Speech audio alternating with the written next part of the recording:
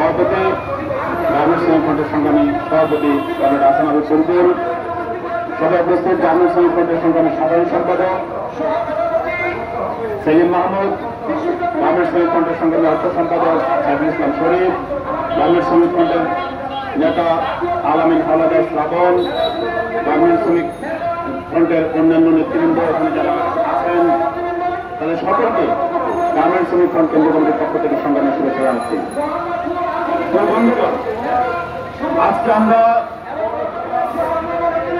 একদিকে যেমন গোটা দেশের মানুষ স্বৈরাচারী ফেসিবাদী হাসিনা সরকারের পতন এবং দেশ থেকে পলায়নের যেমন আজকে উচ্ছ্বাস প্রকাশ করছে, একই সাথে আমরা জানি আজকে আমাদের দেশের গোটা দেশের মানুষ আমরা কিন্তু আজকে শোকাহত, কারণ আমাদের মাঝ থেকে ইতিমধ্যেই শত শত ছাত্র শ্রমিক জনতা হারিয়ে গিয়েছে।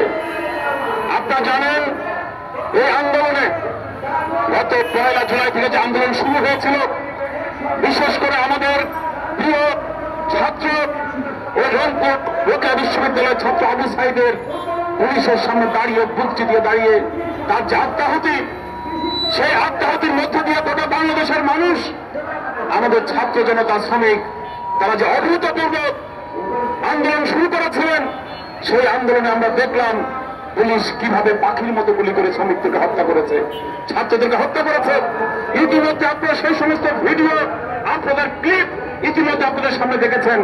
স্বরাষ্ট্রমন্ত্রীর উপস্থিতিতে স্বরাষ্ট্র সচিব এবং সেখানে অন্যান্য পুলিশ কর্মকর্তাবৃন্দ কিভাবে গুলিতে হত্যা করা কেন হচ্ছে সেটার বর্ণনা করছেন।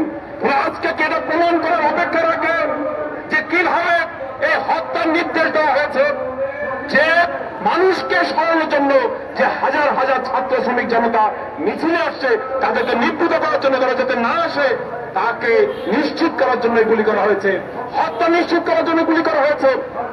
প্রিয় বন্ধুগণ, আপনারা দেখেছেন পত্রিকায় বর্ণনা আসছে, আজকেও একটা বর্ণনা আসছে, আপনারা দেখেছেন আমাদের রিক্সা শ্রমিকরা আপনারা জানেন এই সময় অকাতরে জীবন দিয়েছে। আমাদের রিক্সা শ্রমিক, ব্যাটারি রিক্সা, ইজি বাইক, সেগুলো আপনারা জানেন তারা অ্যাম্বুলেন্সের কাজ করেছে, সমস্ত হতাহতদেরকে হাসপাতালে নিয়ে আসছে। এরকমই একজন রিক্সা চালক, তিনি হতাহতদের হাসপাতালে নেওয়া আসা করছিলেন, হঠাৎ করে পুলিশ খেয়াল করলো যে এই ব্যাটাকে ধরতে হবে। ওই রিক্সা চালককে তারা ধরে, তখন তাকে জিজ্ঞেস করে তুমি কি করছো, তো বলছে যে মানুষ মারা যাচ্ছে, আহত হচ্ছে, তাদেরকে তো হাসপাতালে নেওয়ার কেউ নেই, আমি নেওয়া আসা করছি। বলছে তুমি অপরাধ করেছো, ফলে তোমাকে এখন মরতে হবে, তোমাকে এখন গুলি খেতে হবে, কোথায় গুলি করবে বলো। প্রিয় বন্ধুগণ, সেই রিক্সা শ্রমিক বলল আমার স্ত্রী অন্তঃসত্ত্বা, আমার একটি পরিবার আছে, দয়া করে আমাকে গুলি করবেন না। এই কথা বলার পর ওই রিক্সা শ্রমিককে গুলি করে তার 2 বার ঝাঁঝরা করে দেওয়া হয়েছে। আজকে সে হাসপাতালে কাঁপছে। প্রিয় বন্ধুগণ, এইভাবে করেই আমাদের একজন রিক্সা শ্রমিক, সে যখন ডেড বডি আনতে গেছে হাসপাতালে, গিয়ে দেখে যে ডেড বডি সে আনছে সেটা তার সন্তান। আমাদের গার্মেন্টস শ্রমিকরা কিভাবে তারা জীবন দিয়েছে আপনারা সেটা দেখেছেন, আমরা দেখেছি। প্রায় আমাদের কাছে এখন মতো পুরো তালিকা নেই, কিন্তু প্রায় 10 থেকে 15 জন গার্মেন্টস শ্রমিক সেখানে নিহত হয়েছে। আমরা বলতে চাই শত শত শ্রমিক ছাত্র জনতা নিহত হয়েছে।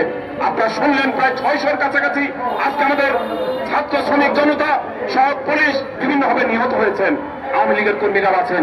কিন্তু এই যে নিহত তালিকা, সেই নিহত তালিকায় আজকে আমরা দেখেছি আমাদের শ্রমজীবী মানুষের সংখ্যা হচ্ছে সবচেয়ে বেশি। আমাদের শ্রমজীবী মানুষ, আমাদের রিক্সা শ্রমিক, আমাদের গার্মেন্টস শ্রমিক, আমাদের হকার, আমাদের দারাজ কর্মী, আমাদের যারা কুরিয়ার সার্ভিসের কর্মী, আমাদের নির্মাণ শ্রমিক, আমাদের পরিবহন শ্রমিক, আমাদের প্রাইভেট কার চালক শ্রমিক, আমাদের ট্রাক শ্রমিক, আমাদের বাস শ্রমিক, আজকে তারা অকাতরে জীবন দিয়েছে।